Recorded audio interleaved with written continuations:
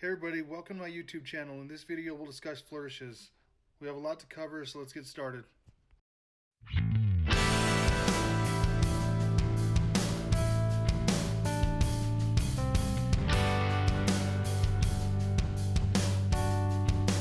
First thing I want to cover is the major axis of an ellipse.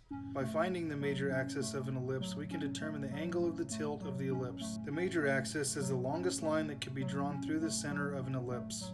I'm always considering the major axis of the ellipse that I'm drawing and its angle and trying to keep them consistent throughout the word or phrase. This doesn't need to be perfect, and after a while you'll do it instinctively.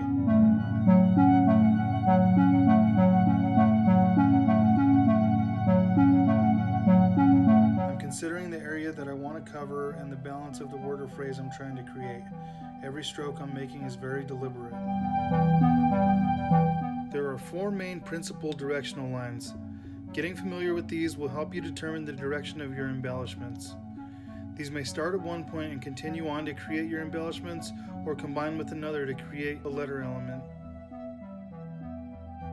Really try challenging yourself by experimenting with different rhythms and directions of the flourishes.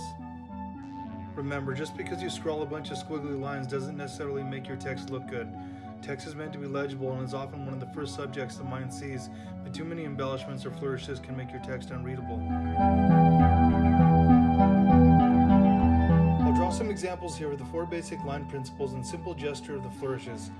If this video seems a little too advanced for you, I'd encourage you to go back and watch my first video on the fundamentals of script lettering. Pay attention and follow along, and you'll start to observe commonalities between all the different ways to add nuance to your letters.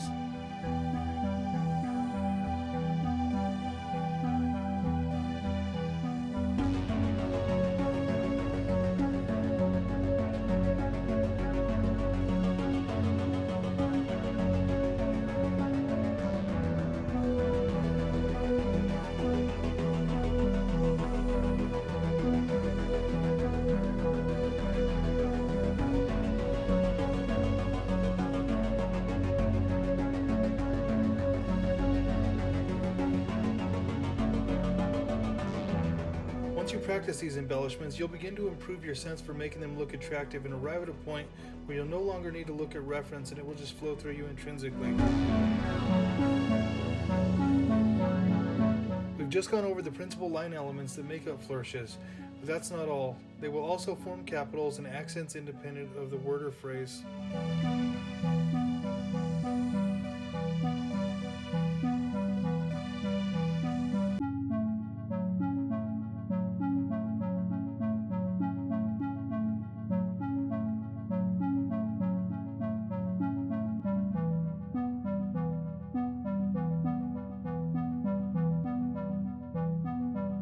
You'll begin to develop an eye for recognizing the common forms and structure that letters share with each other, which will help you in the creation of your own typefaces and fonts in the future.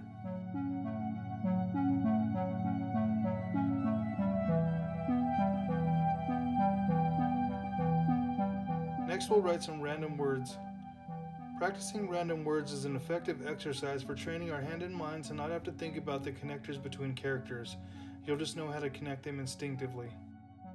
You'll notice here on the word bravery that none of the letters had an ascender, so I used the distal end of the V to fill the negative space above the word and balance it out with the descender of the letter Y to fill the negative space across the word horizontally.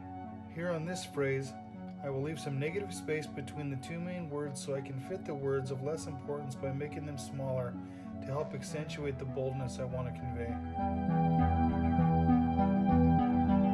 The word fortitude does not contain any traditional descenders, however I will use the letter R as a descender to balance out the flourish on the top of the word made by the letter T.